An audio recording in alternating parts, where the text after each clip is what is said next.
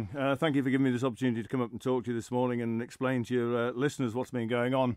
I mean, ideally, we have a turnover of about 8 to 12 drivers a year. In the last year, we've seen those positions not filled, if you like. And at the moment, we're currently running with about 9 short. And on top of that, recently, I mean, and it goes back, if you like, to COVID as well. You know, the drivers have been working extra hours for those 2 years, a lot of them, to cover for their colleagues. Excuse me. And we're at a situation now, I think, where a lot of the drivers are very tired. They have the opportunity, they get the choice whether they want to work certain days or not. And some of them, are now taking that opportunity to have a rest and leave it for other drivers. And unfortunately, the other drivers are not there to fill those positions at the moment, which leaves us in the unfortunate position where we're having to cancel a lot of, excuse me, a lot of the service. And I'm really, really sorry to the users of our service that we're not able to fulfil our full service for them.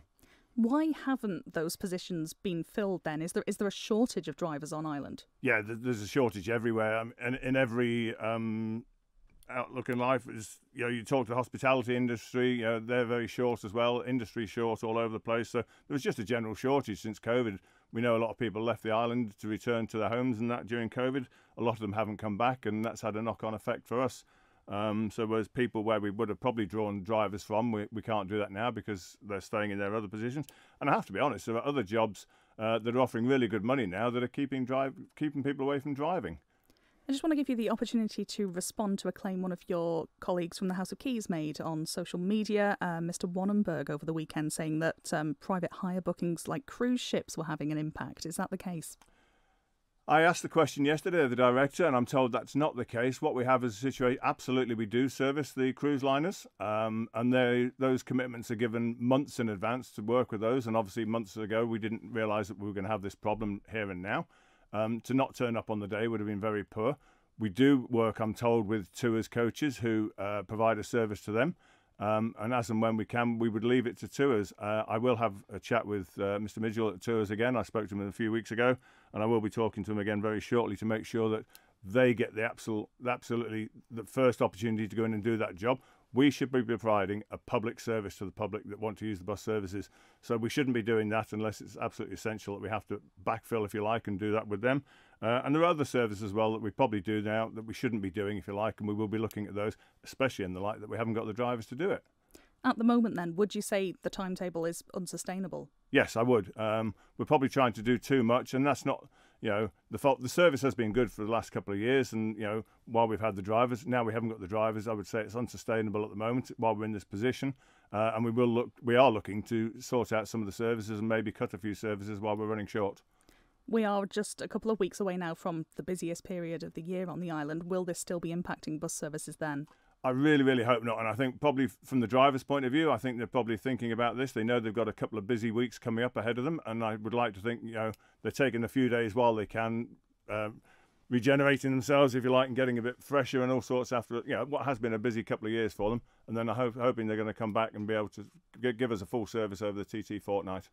I just want to ask you while you're here as well, yesterday evening we heard about the decision to postpone the rolling out of this new cashless payment system at the airport car park. We heard this was due to some concerns being addressed. What are those concerns?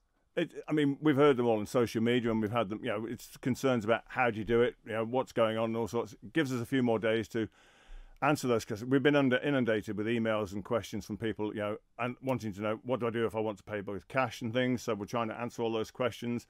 So I took the decision yesterday to withdraw it until the end of the week, and hopefully, and I will be honest and say that the Information Commissioner's office have also asked a couple of questions of us, just so we're just making sure that everything falls into place there and we're not doing anything wrong, if you like. But it is to give everybody a few more days just to make sure they know what they're doing, and there will be help on hand if people aren't sure what happens when they get down to the airport there. And if in doubt, get out of your car, go inside, and you can deal with it there. Either you've got Wi-Fi in the building, or you can ask at the information desk, and there is help there to be had. Don't struggle, please. Go inside and ask, and the staff down there will be only too happy to help. You did mention there that there have been people asking about the ability to pay in cash. Is that something you've taken on board?